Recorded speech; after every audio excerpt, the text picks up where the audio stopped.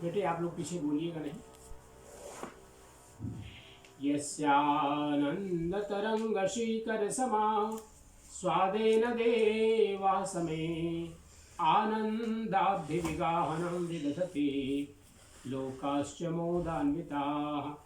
सत्ये सहसै सद्गुरुर्विजयते कारुण्यलीलाधरो हंसानां निजलोकदः सुखकरो बोधेन्दुरत्नाकरः।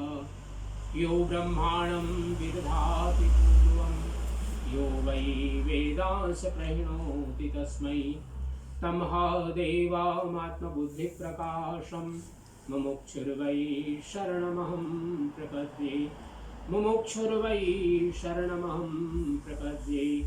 प्रेम से बोली सद्गुरु कबीर साहिब की जय। सत्य पुरुष परमात्मा हम सबके हृदय में विराजमान सद्गुरु कबीर साहिब परम आदरणीय महंत श्री गिरिजानंद साहब जी मोचिया, परम श्रद्धेय परमादरणीय सभी भक्तजन देवी सज्जनों प्यारे बच्चों, परम पावन अवसर आज हम सब लोग श्रद्धेय रोही माता जी का नाम क्या है? परमावती माता जी के और उनके पुत्र श्री कैलाश, उनकी धर्मपत्नी श्रीमती उषा जी के इस घर में है। उनके बच्चे, उनकी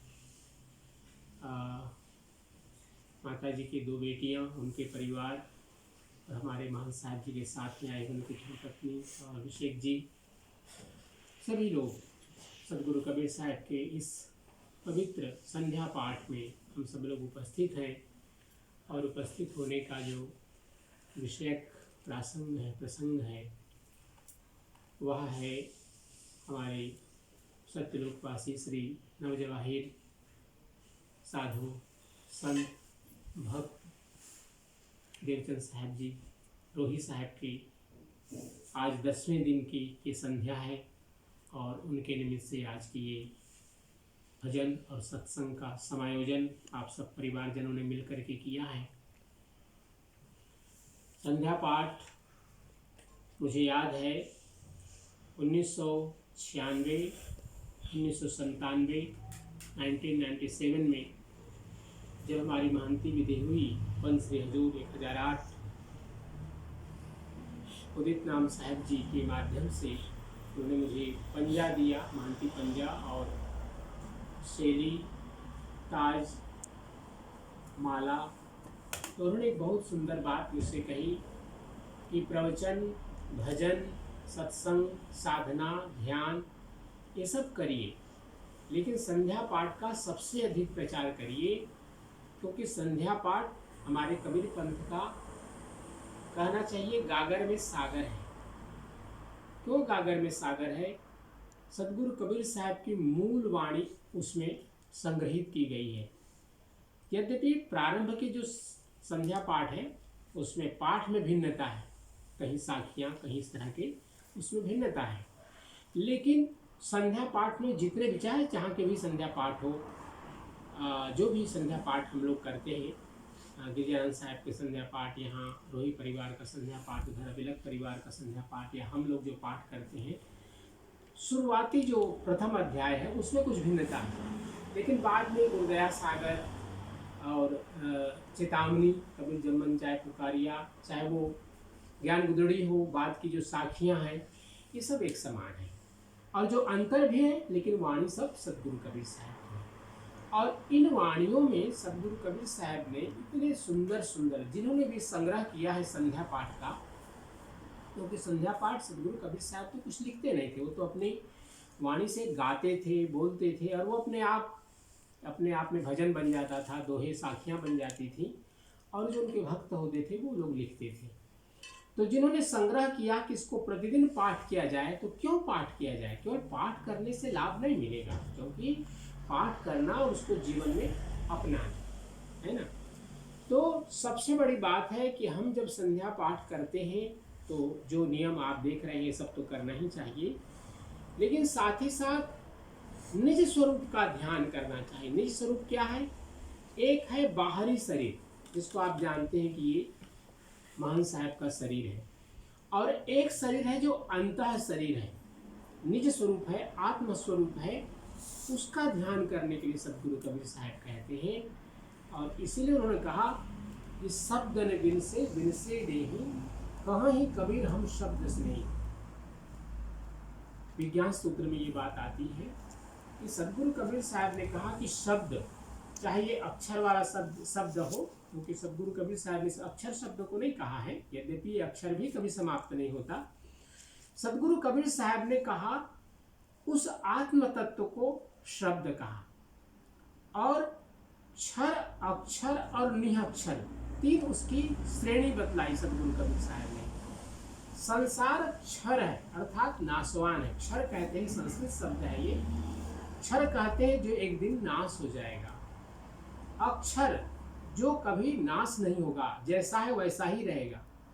लेकिन परमात्मा को उन्होंने कहा कि न तो वो क्षर है और न अक्षर है, क्योंकि वो निर्गुण है, निर्गुण रूप है। उसमें किसी प्रकार का हम व्याख्या कर नहीं सकते उसकी। वो जैसा है तैसा है, जैसा है वैसा ही है, उसकी व्याख्या करना असंभव है। क्षर और अक्षर से परे है। इसलिए सदगुरु कबीर साहब ने कहा कि वह शब्द स्वरूप है और उसका नाश कभी नहीं होता, उसमें परिवर्तन किसी प्रकार से नहीं होता। जो आदि काल में था और अंत अर्थात महासंहार विनाश काल में ही जैसा था वैसा ही रहेगा। ये सदगुरु कबीर साहब की वाणी कि सारा संसार एक दिन नाशवान है तो नष्ट हो जाएगा। हम सब लोग जैसे बचपन जन्म लिए, युवावस्था, फिर जा रहे हैं वृद्धावस्था की ओर, एक दिन हम समाप्त हो जाएंगे, सबको सिमेट्री पहुंचनी है। तो ये जो जीवन की यात्रा है, इस जीवन की यात्रा में विशेष करके मानव जीवन की यात्रा में सबसे बड़ी विशेषता यह है कि हम सब लोग विचारवान हैं, विचार करते हैं। ये हमारी माँ है, ये हमारी बेटी है, ये हमारी पत्नी है, ये पिता है, ये भाई है, ये पति है।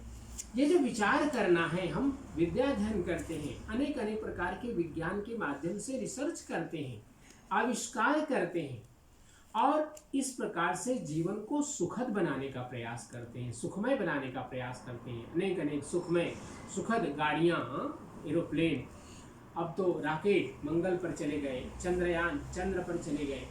तो ये जो विज्ञान का कार्य है ये केवल मनुष्य कर सकता है।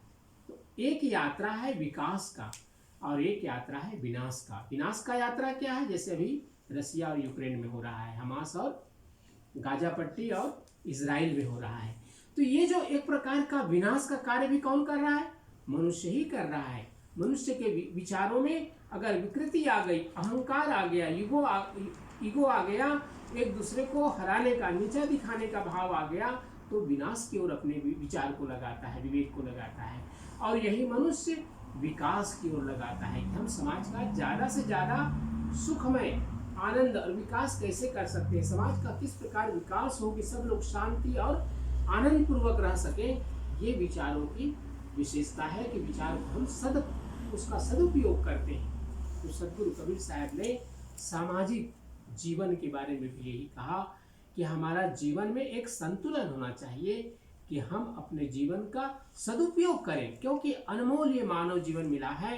कितने कितने योनियों की यात्रा करते हुए यह जीवात्मा एक पुण्य का पुंज हुआ, जिसके कारण ये अनमोल मानव शरीर प्राप्त हुआ। तो शरीर तो मिला, शरीर वही है जो एक पशु में है, पक्षी में है, 5 तत्व तो उनमें भी है, उनमें भी सत रज और तम है, 5 तत्व 3 गुण उनमें भी है और मनुष्य में भी है।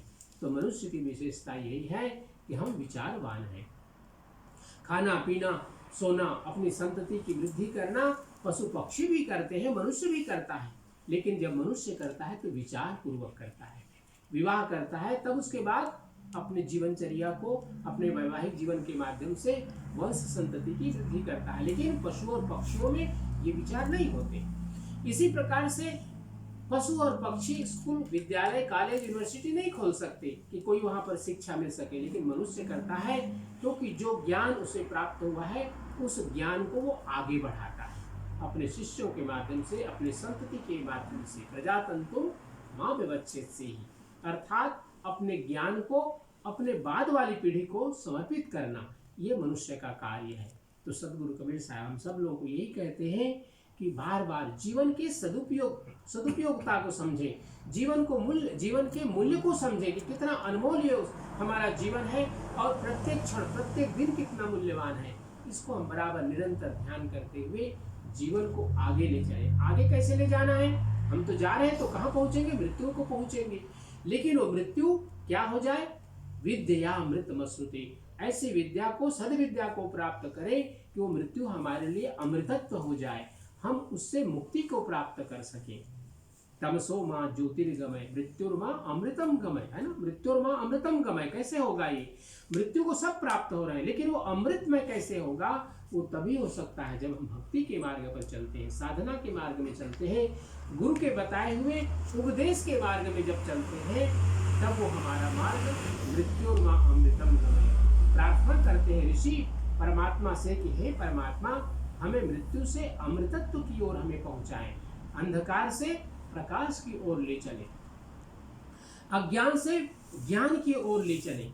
ये जो एक प्रार्थना ऋषियों ने किया परमात्मा से, यही सदगुरु कबीर साहब बार बार हमें बता रहे हैं कि हम अपने जीवन में स्वयं को समझें, समाज को समझें और जीवन को शुभ कार्यों में लगाएं, जिससे कि पुनः ये आवागमन का हमारा चक्र है वो समाप्त हो जाए। तो आज ये सत्संग संध्या 10 दिनों का हमारे सत्यलोकवासी परमादरणीय साधु श्री देवचंद साहेब, नवजवाहिर साहेब रोही जी के निमित्त से, और आप सब लोगों ने बहुत ही सुंदर भाव भक्ति के साथ पिछले 3 दिनों की संध्या, आज 10वें दिन की संध्या, और उसके बाद उनकी चलावा विधि होगी जिस दिन तय करेंगे उस दिन। तो ये सब उनके ही आत्म शांति के लिए, आत्म तत्व को मुक्ति के मार्ग में ले जाने के लिए। वो तो स्वयं मुक्त दशा में थे, क्योंकि साधु थे वो। जीवन में कोई, मैं समझता हूँ कि उन्होंने किसी की बुराई नहीं की होगी, और साधु साधना से जुड़ा होता है, तभी हम उसको साधु कहते हैं। तो साधना से जुड़े हुए थे, आत्म साधना से जुड़े हुए थे। तो उनके जीवन, उनकी मृत्यु और उनके आत्मा की जो यात्रा है सत्यलोक की प्राप्ति का, वो यात्रा उनके लिए पूर्ण हो। सद्गुरु सत्य पुरुष परमात्मा से ही प्रार्थना करते हुए आइए साहब के पावन नाम का संकीर्तन करेंगे। सब लोग मिलकर के गाएंगे।